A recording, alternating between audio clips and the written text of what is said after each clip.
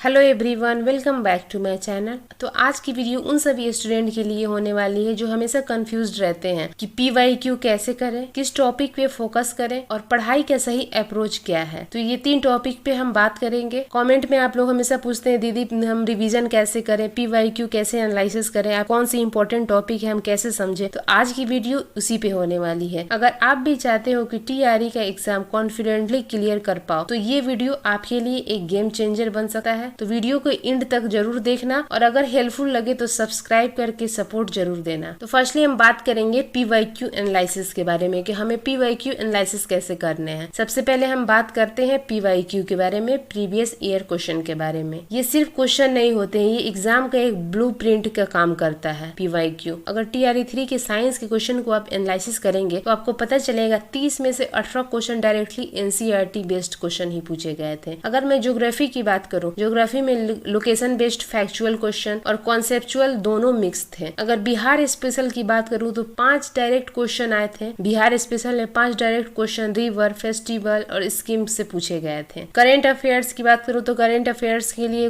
PYQ करने की तो जरूरत ही नहीं है, आपको ट्रेंडिंग न्यूज के बारे में ही पढ़ना होता है। तो अगर आप PYQ को इग्नोर कर रहे हो तो लिटरली फ्री के मार्क्स आप छोड़ने की कोशिश कर रहे हो। ठीक है, अगर आप एग्जाम देने जा रहे हैं तो सबसे पहले आपको इम्पोर्टेंट रोल निभाता है PYQ। जितने भी साल के एग्जाम हुए हैं, 4 बार एग्जाम हुए हैं BPSC TRE में, TRE 1, 2, 3 री एग्जाम 4 बार हुए हैं। चारों क्वेश्चन को आपको उठाकर उसका एनालिसिस करना है कि आपको कहाँ पे कौन सा क्वेश्चन ऐसा लग रहा है कि आप नहीं कर पाओगे, कौन सा डिफिकल्ट क्वेश्चन है। ठीक है, आप एक लिस्ट बनाइए और उसमें देखिए कि कौन से क्वेश्चन आप आसानी से कर पा रहे हो, कौन सा क्वेश्चन आपको डिफिकल्ट लग रहा है, उसको अलग आप एक कॉपी में नोट डाउन करिए और उस टॉपिक से रिलेटेड आप जितने भी इंपॉर्टेंट क्वेश्चन है उसको पढ़ डालिए। जो जिस भी टॉपिक में आपको कंफ्यूजन है उस टॉपिक को आप अलग कॉपी में नोट कीजिए और उस टॉपिक को एक अच्छे से रिवाइज कर डालिए। यूट्यूब पे ढूंढिए उस टॉपिक को और अच्छे से उसको पढ़ डालिए। अगर सेकेंड स्ट्रेटजी की मैं बात करूं कि आपको कैसे प्रिपेयर करना है, तो आपको पता होना चाहिए बिना स्ट्रेटजी के आप कितना भी मेहनत कर ले आपकी मेहनत वेस्ट ही होगी। तो मैं आपको एक सिंपल और इफेक्टिव फॉर्मूला बताती हूँ। फर्स्ट हो गया PYQ एनालिसिस। हर सब्जेक्ट का जितने भी 3 साल या 4 साल के क्वेश्चन है PYQ में 4 बार हुए BPSC TRE में, उन चारों को आप सॉल्व करो। ठीक है, और उसमें देखिए कि आपको कहाँ पे कंफ्यूजन लग रहा है, कौन सी टॉपिक आपको डिफिकल्ट लग रही है। उस टॉपिक को आप बुक में ढूंढिए या फिर आप यूट्यूब पे ढूंढिए और उस टॉपिक को अच्छे से पढ़ डालिए। सेकेंड हो गया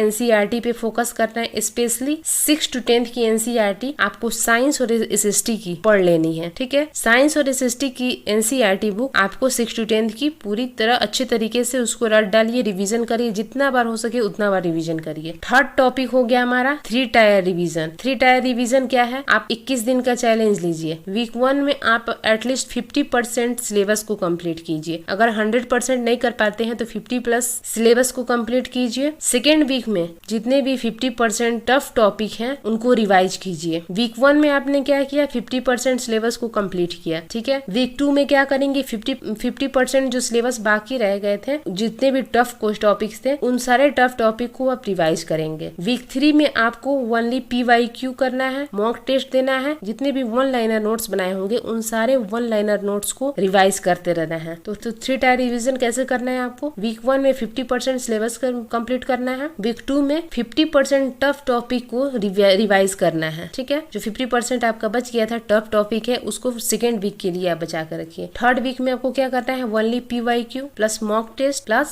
जितने भी 1 लाइनर आपने नोट्स बनाए हैं उसको करना है। अगर मैं फोर्थ पॉइंट की बात करूं, 1 पेज नोट्स। हर चैप्टर का आप 1 पेज नोट्स तो जरूर ही बनाओ, मतलब कि 1 लाइनर नोट्स तो अपने हैंड रिटेन नोट्स बनाइए, ताकि लास्ट मोमेंट में यही नोट्स आपके लाइफ सेवर का काम करता है। क्योंकि लास्ट टाइम में बहुत सारे बच्चे ऐसे होते हैं जो भूल जाते हैं कि मैंने क्या पढ़ा था। एग्जाम की टेंशन, एग्जाम का प्रेशर होता है, इस चक्कर में सारे बच्चे भूलने लगते हैं कि मैंने क्या पढ़ा था, उस चीज को भूलने लगते हैं। इसलिए आप अपना 1 लाइनर नोट्स जरूर बनाएं और यही 1 लाइनर नोट्स आपके एग्जाम के टाइम में, एग्जाम के लास्ट टाइम में लाइफ सेवर का काम करते हैं। अगर मैं आपको इस स्ट्रेटजी में एक बोनस टिप्स बताऊं तो बोनस टिप यही है कि आप एक शीट बनाइए। ठीक है, एक टू डू लिस्ट बनाइए कि आपको एक दिन में क्या पढ़ना है, क्या नहीं पढ़ना है, उसकी टू डू लिस्ट आप बना लीजिए। ठीक है, आपको एक दिन में कौन सा सब्जेक्ट पढ़ना है, उस दिन आपने उस सब्जेक्ट को अगर पढ़ा तो उसमें डन कीजिए, टिक मार्क करिए। ठीक है, और जिस सब्जेक्ट को आपने नहीं पढ़ा है उस पर नॉट डन करिए, ताकि आपको इसको देख देख कर मोटिवेशन मिलता रहे कि आज आज मैंने